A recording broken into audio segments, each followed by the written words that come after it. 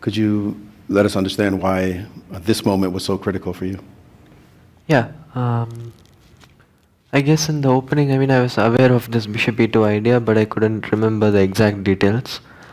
And around this point, I know that knight h5 is one of the common ideas. So I thought here knight h5 was maybe possible, and I had to calculate some lines. Like, for example, I was thinking about knight e4 here, and I wanted to go bishop e7, bishop d6, bishop d6. If knight d6, I go queen e7, I think. What did you say? Queen e7. Queen e7? Mm-hmm. Although maybe queen d2, rook d1, now that I see it. But okay, I can go knight f6. Rook d8, I mean rook d8, rook d1. Which rook? AD1?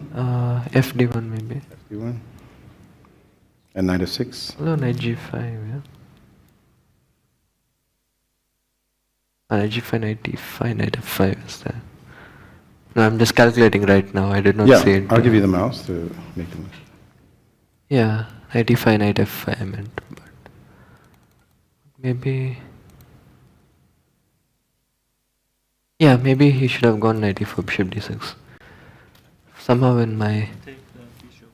Yeah, but then knight c5. Yeah, I thought like f4, queen c5, bishop d3, not so pleasant for me. Is his mic rook working? c1 I'm not sure I'm first. hearing it. Yeah, bishop d3 or rook c1. I was not too sure about this structure. But yeah, bishop e7, bishop d6.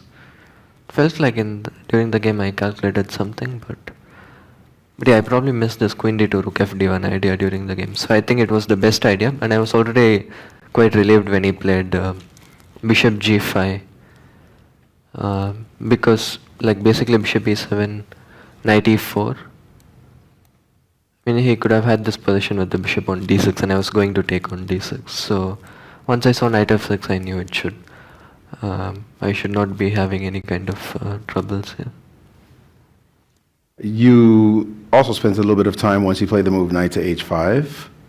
Could you take us through your thinking process? Were you surprised by this move? So knight e4. I don't think we're getting your mic, I'm sorry. No, it's not your fault, don't worry. I thought this is harmless, but so I didn't play this. And I was hoping for take h6 and I'll go knight e4 and bishop h4. If g5, I have g4. I was betting on this variation. I think white is slightly better.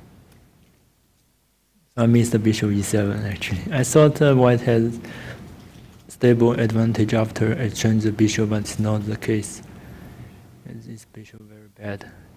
If I take, he take knight d4, maybe he can simply go back and take c5, bishop b7. Maybe knight d4 also, just knight d4 I thought, but... Which position? After knight d4, instead of knight f6, knight d4. Also I could start with g6, I don't know if that makes a difference, but... So you opted for a different idea here, and what did you feel was the result of this position? Did you feel it was just going to be more or less equal once he found this neutralizing plan? After I take the knight and exchange the queen, it's kindly going to a very drawish endgame. Maybe this is the last try, bishop d3.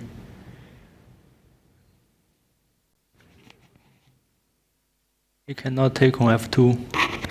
Looks good, but I have bishop h7 and queen d8. And this is winning for me. But this looks very small. So we know in these kinds of matches, the preparation is tremendous.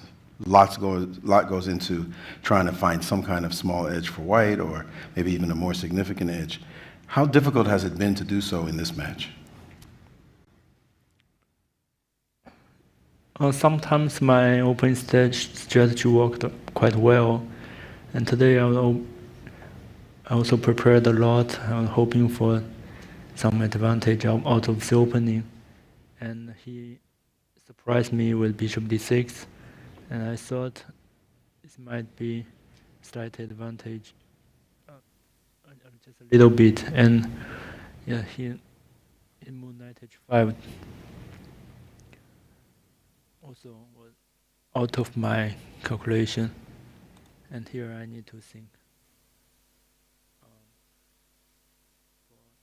There are many moves on this position. Are you satisfied with the way it's going now? Well, let's just be specific about this game. Getting a draw, he had an extra white going into the final 5 games. Satisfied with the result of this draw, this game, that it was a relatively comfortable draw going into the next 4 games? Yeah, I mean, with black, I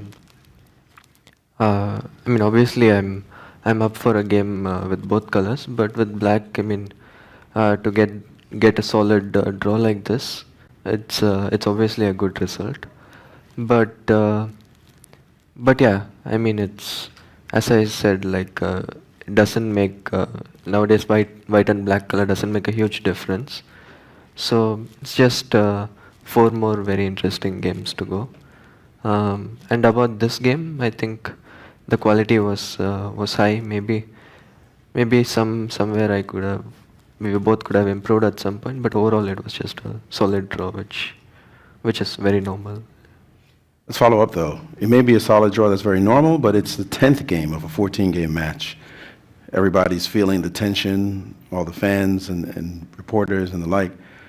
How are you feeling knowing that these next 4, it's no longer a 14-game match, it's a 4-game match where any mistake could be disastrous? Yeah, it's obviously getting closer and closer, but still the best approach is to play good games. Yeah, I mean, that's the only way that like good results can come, and that is what I'm trying to do. Same for you before I open to the press. 4 games left. It's a 4-game match. It's a short run. You've been in matches, close matches. You were in a close match last time. How do you evaluate the tension level of the last 4 games, and how do you manage it? Yeah, I have some experience playing 4 games match, especially last year when I had some match in Wenzhou, and I play against many world top players. What are the lessons you draw from those matches, or you don't want to say? I usually lose the first game with white pieces, but luckily this time I have black pieces first. All right, let's open up to the press, please. First question. Michael Rahal, here as a Deputy Press Officer for FIDE. Question for Ding. Ding Liren, I noticed today a couple of Richard Rapport games in this specific line, so I wanted to know if he influenced your opening choice today in this opening, as he's played this before a couple of times. It was my second idea. Could you elaborate a bit more? Hmm? Could you elaborate a bit more on the different ideas you had prepared for this game? Apart from this line, I also prepared the other line.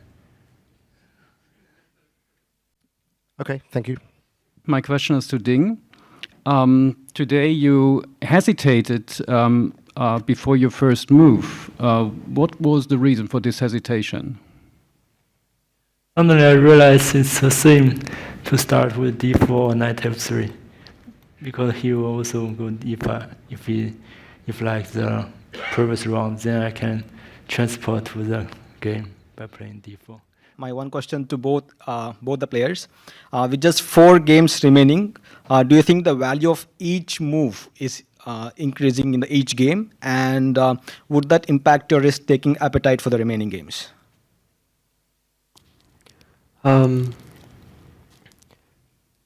Yeah, I mean, it's obviously now a cost of 1 game is higher than it was maybe in the start or a few games before. But yeah, I mean, my approach and my goal is still the same, to play good games in every single game. And it's like, if you think about it, it's not that different, because also even though the cost of losing, for example, the first game is not that high, I would still not want to lose that game. So it's still that I just want to play good games and yeah, hope for the best. Same to you? Cost of each move is high?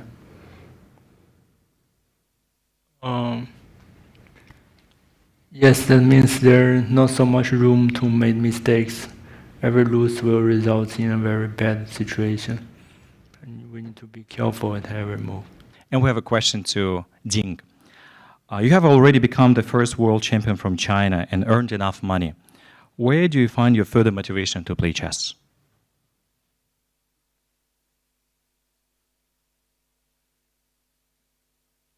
Because it's a title match that I want to defend it. Actually, I did not play so much during the last years. But this one is very important. I'm Mike Klein with Chess.com. I've got a question for Grandmaster Gukesh. In pretty much every round, when Ding Liren travels back from the playing hall to the media center or to the press conference here, he's got one of his Grandmaster seconds with you. But you traveled with your father, who has had the benefit of engine analysis. And I'm curious if you've ever asked your father on the ride here about questions about the game or anything, because, you know, he's had the technology access. And so any discussions of chess with you and your father on the way here to the press conference and any of the rounds? Not in too much detail, but if there are some important things, for example, the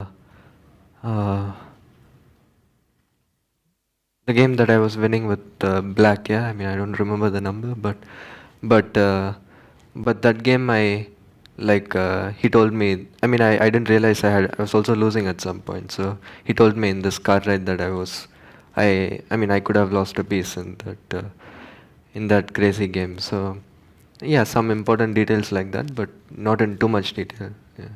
Do you ever ask him a specific question, or does he offer it, or can you, like, he's the first chess player you talk to, so.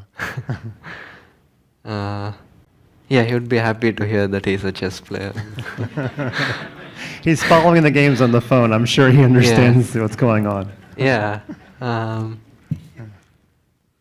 mean, yeah, sometimes if I feel like something I want to know, I ask him, but in general, we don't talk too much about the game. Yeah. Thanks for letting us know. Charlize, on behalf of your fans on FIDE social media, what's the most unexpected or surprising thing you've learned about yourself in this championship?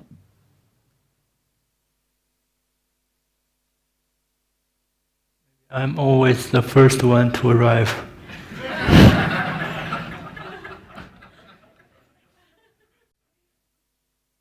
I don't know, like, I mean, I'm learning a lot about chess and with all the work that is going on in preparation for the match, but what I learn about myself, nothing new really, to be honest. Did you anticipate before the start of WCC match that it will be a 5-5 draw by the end of the 10th round? Did you think you'd be tied right now? 10 games, 5-5. It's not a big surprise since we are very have not so much different in strengths. Some of the game are better for him, and some of them are better or even winning for me. So it's a fair result so far. I mean, obviously, like, it's one of the possibilities that the match could be tied. It's not a huge surprise. Obviously, I was prepared for, like, all kinds of scenarios. I was trailing, or I was leading, or all these kind of scenarios. And one of the things that I thought about was, what if it's a close match deep into the match? And yeah, it's one of the scenarios I expected. And also, it's very normal considering modern chess and how difficult it is to win games.